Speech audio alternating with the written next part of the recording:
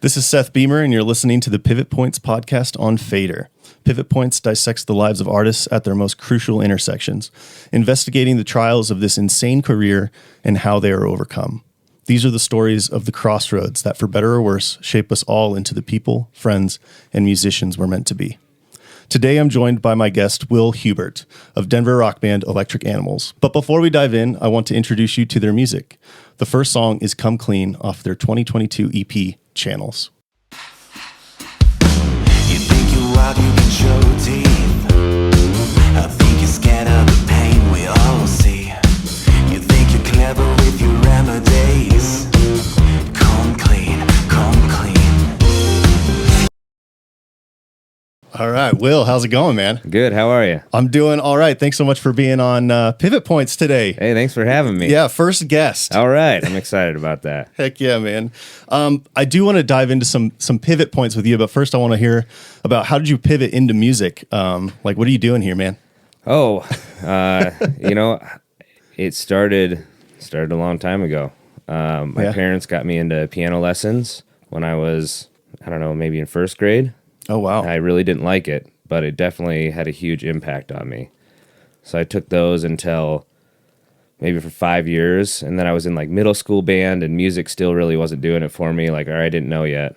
And then when I was 14, I got the Best of Led Zeppelin CD, and the first track, I was like, all right, I'm gonna be a drummer. Wow. And I just was obsessed with classic rock throughout high school, and music's been my life since then. That's awesome, man. I can really resonate with the not liking music when you first got into it.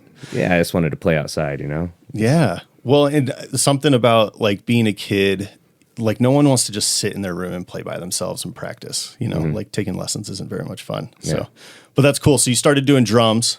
Yep. And then how did you get into the scene here in Denver, and how long have you been in Denver? Have you been here a while? I have. I moved here in 2009, and I moved here with some friends from Iowa. And we moved out here to play music together. We didn't end up really breaking into the Denver scene, though. I got a job at an Urban Outfitters when I was 20 or 21, and I met this guy named Nick Cocazella, who was in a group called Kill Paradise, and he also had a hip-hop group called The Broadway. Yeah. And they were really popular around town, and they were already in the scene. So I started playing bass for The Broadway, and guitar, I think, too. And that's how I met most of the people in the music scene that I still know today. Wow, dude, that's awesome. You're playing drums, and you came into the Denver scene. That's not what you play in Elektric Animals, right? I have a few shows, but only when our other drummer couldn't be there. I actually rarely get to play drums in bands, even though that's my favorite instrument. With the Broadway, I'll just do whatever to play. I wanted to get into the scene so bad that we need a bass player or a guitar player for live, and they already had a drummer. Yeah, everybody's already got a drummer. I was like, I'll do whatever. I'll just start playing bass. And then the band I joined after that asked me to join because they saw me with the Broadway. They're like, can you play guitar for us? And I was like, yeah, I'll do that. It's fine. And then months later, members started quitting, one of them being the drummer. So then I did get a drum in that band, but I'll just do whatever to play. Dang, you're all over the place, man. I just love playing. And so now you're playing keys, though, Yeah. with Elektric Animals. Mm-hmm. And so how did the transition to keys happen with them? They just needed a keys player, or had you been playing keys with other people? Or I sort of took a break from playing in bands, and I got an upright piano delivered to the house I was living in. And I just was doing covers and piano stuff a lot. And so I got really back into piano for the first time in a while. And I was already friends with the guys in Elektric Animals. I heard they were releasing songs with key parts, and they had just won Hometown for the Holidays with a song that had awesome organs. So I sent them it has a really cool lead line on keys too. I just sent them a video of me playing that right after that. And I said, when's rehearsal? And they're like, okay. They kind of laughed, and then they invited me I was in the band after that. Wow, if only every job could be like that. Yeah. Yeah.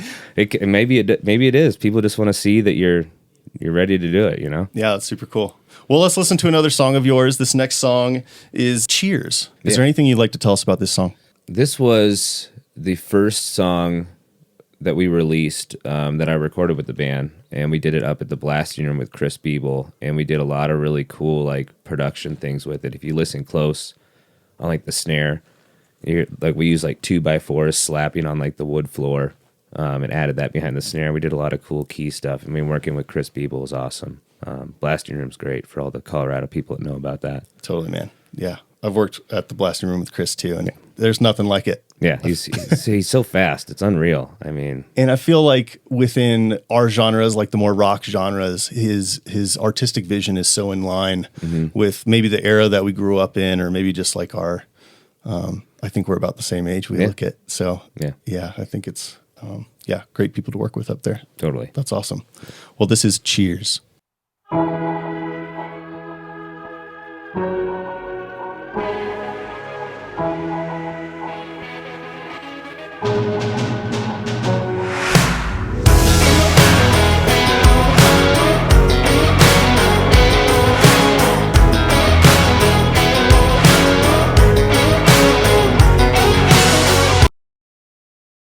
Man, I want to dive a little bit more into being in this band and the evolution of this band. And I know you came in a little bit late.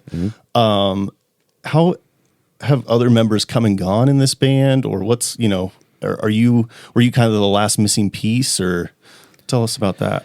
When I joined, there was still mostly, like the original lineup. They had some drummer changes and stuff. Like originally, Oscar's brother Mauricio was the drummer. He was the one, who helped put the band together. And then they had, I actually don't remember the other drummer's name, but I do know the drummer after that. His name's Kyle. That's who we have back in the band now. Okay. Right now we have a new guitar player as well, Billy. Oscar decided a few months ago that he wanted to split off and go solo or start a different project. He wasn't feeling the same direction, which happens often in band relationships. He let us know like months before he was gone, so there's no bad blood or any traumatic quitting thing or anything like that. But Oscar, the original guitar player and guy who wrote a lot of the songs, is now doing his own project. Man, so how was that when he left? I mean, I know you just said that he wrote a lot of the songs. Were you thinking, like, do we even want to still do this? Like, who's writing the songs now? And we definitely had those questions. You have to, because he was a big part of it. So somebody had to do. If we were going to keep going, somebody was going to have to be making the demos at least. We all collaborate somewhat on writing songs together, but he was making a bulk of the demo, and then we were like adding a little bit here and there. So we had to just like figure out how we're going to move forward, who's going to write. Yeah. Well, what's your artistic process now? I do a lot of the writing now. Between Nick and I, we send back ideas back and forth almost every morning. He's got a great ear, and I trust his input. I have a lot of ideas. I have like a multitude of ideas, but some of them aren't going to work, and that he's got to sing over it, so it's got to be something he digs, right? So yeah. I write a lot of songs, and then he'll be like, all right, these are the ones that we should be working on. I really love these. I want to sing over them, and then we start diving deeper into those specifically, break it down part by part, try to come up with some sort of unique arrangement and structure. Nice. Did you? I'm curious if you had any of those songs like. Did you have anything ready to go when Oscar was like, "Hey, I'm peacing out, guys"? Were you like, no, no? I wasn't writing. I was focusing on all the content and social media, and yeah. We don't have a manager, so I was doing all the other stuff that's considered non-musical part of the business. Yeah, I love playing music; it's awesome. But Oscar was writing great songs. So, is this something then? Would you say that you had even thought about before? Like, were you wanting to write, or is this is this a whole new experience for you? I think I always wanted to. I think I was fine not doing it because I grew up being a drummer in bands and just being like, all right, I'm just playing drums on like other people's songs. Even if I'm in the band, you're really just playing somebody else's song. Yeah.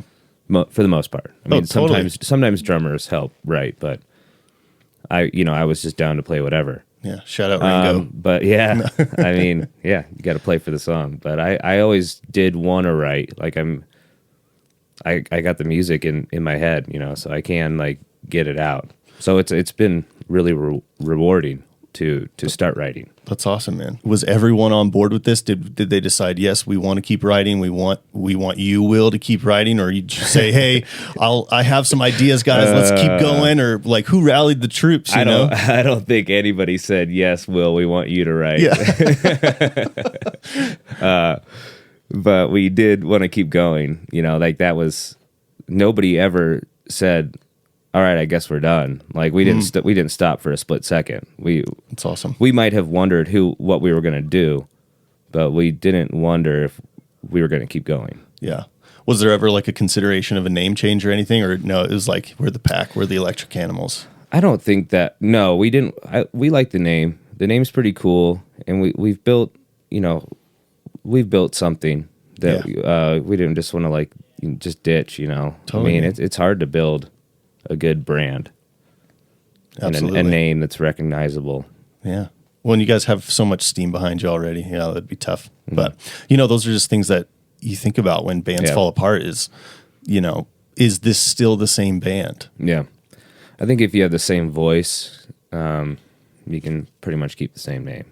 If you got the same person singing, then that's a big part of it. That's true. Yeah. Well, let's listen to another song of yours. We got another song coming up. Your song "Falling." Can you tell us a little bit about this song?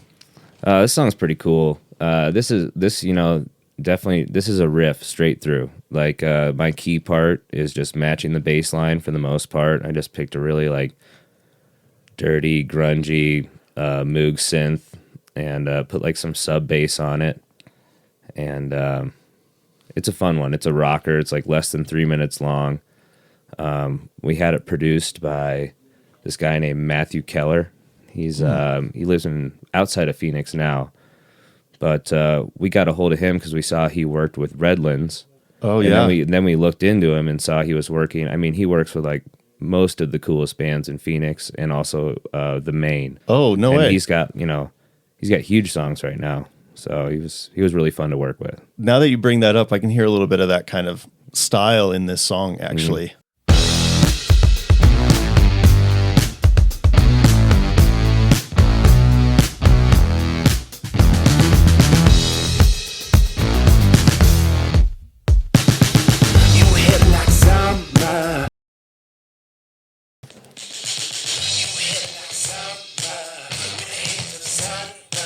Yeah. Man, that riff, dude. That riff is sick. Yeah. That's the best I've ever heard it. These headphones are awesome. Oh, yeah. So did you guys go down to Phoenix when you worked with him? Or No, we didn't. Like I've mentioned before when we've talked, separately from this, Eric, who was playing drums in the band, who produces a lot of our stuff, he luckily has a studio here in his basement, and we record there. And he and Matt were able to like form a pretty good relationship and send things back and forth. And Eric also helped with the work on the production as well. I mean, they kind of did it as a team. Oh, nice. I would love to go down there and work with him. He has these like packages where you can go like stay with him as well. Mm-hmm. So it's like a lodging and recording experience. And I think he just moved north of Phoenix into like a more like remote area. So I would love to go down there. Nice, man. Yeah, that'd be super fun. I think there's something special about like getting away to go make music too. 100%. Like it's the dream. It puts your like head in this new space that's like, yeah, it's like you're there to accomplish something, and you can get away from like the mentalities and or whatever is in your head about home. Yeah. And yeah. Well, so what does your production look like now that you have, things going forward, new songwriting? How are you guys producing that now? We've been making the demos at my place, or Nick does vocals at his. And we just, email each other the files, and we get it ready we try to get it sounding as good as we can before we get it to Eric. And then Eric, if he needs us to come in and like retrack stuff, or he has suggestions of what we need to do, or if he wants us to come in and do guitars, with him, or vocals with him and stuff like that, we definitely do that. So nice. Eric is a big part of it. We do a lot of our production in his studio. Oh, okay, nice. And so this new song, you have coming out here. I think when this airs, you'll have it out. Yeah. Constant Static Noise. Oh yeah. So Constant Static Noise, did you produce with Eric then?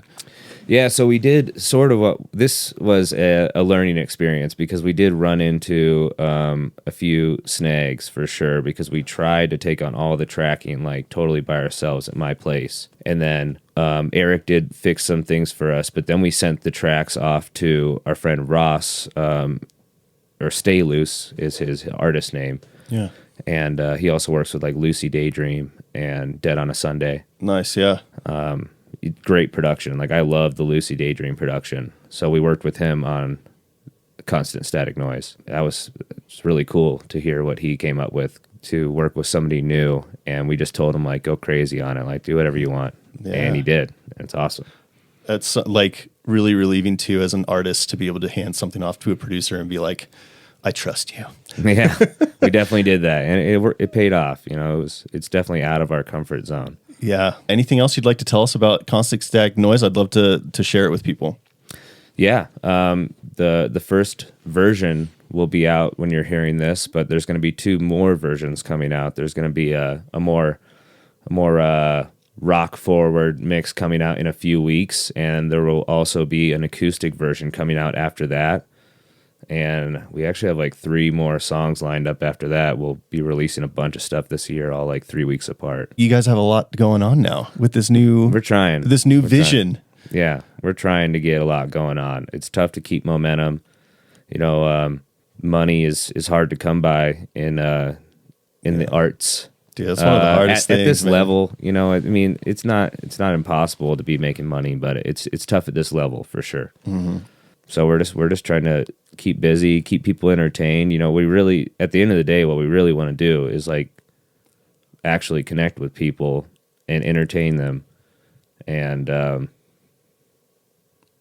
don't know, just give back to music what music has given to us. Absolutely, man. Well, and the best way you can do that, I feel, is with, I should say this, as musicians, the best commodity that we have is our music and our recordings specifically, and putting a lot of work into those is, I think, paramount to what we do, and it's worth the investment. And so that's cool that you guys did that in multiple ways with this new song, and that you're moving forward with more. And yeah, I'm stoked to hear what you guys have to come out with, man. It's going to be a good year.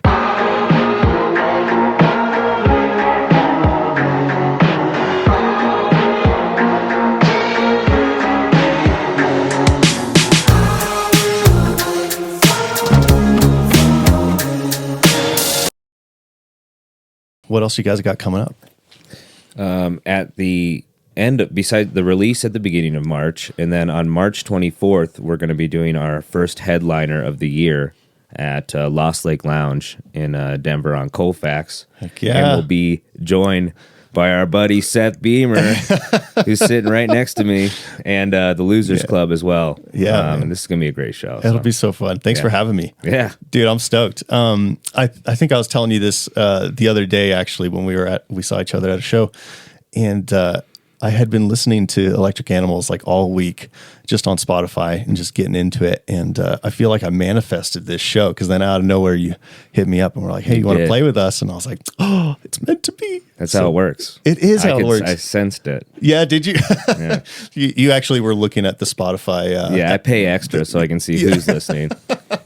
That's funny. Well, yeah, I'm stoked for that show, man. It'll be a fun time. Cool. Anything more that you can tell us about like these new songs that are coming out? I know you said you have a few more like that you're getting ready to release throughout the year, but I would just say that everybody should be not expecting anything from our new music because it's going to be different. It's going to be really cool. Really? We're experimenting, and I am a little biased, but I'd say we have a pretty cool taste in music. Yeah. And the new stuff coming out is pretty sweet. That's cool, man. Like new instruments, new vision, new everything. Always experimenting with structure, I think, mostly. Just a lot of different synths and structures. I'm stoked to hear it, man. Yeah. Well, Will, thanks so much for being on the podcast today. That's all we got, folks. Thanks so much for listening to Pivot Points. You can listen to the Pivot Points podcast and more on the Fader app. My name's Seth Beamer, and I'll talk to you soon.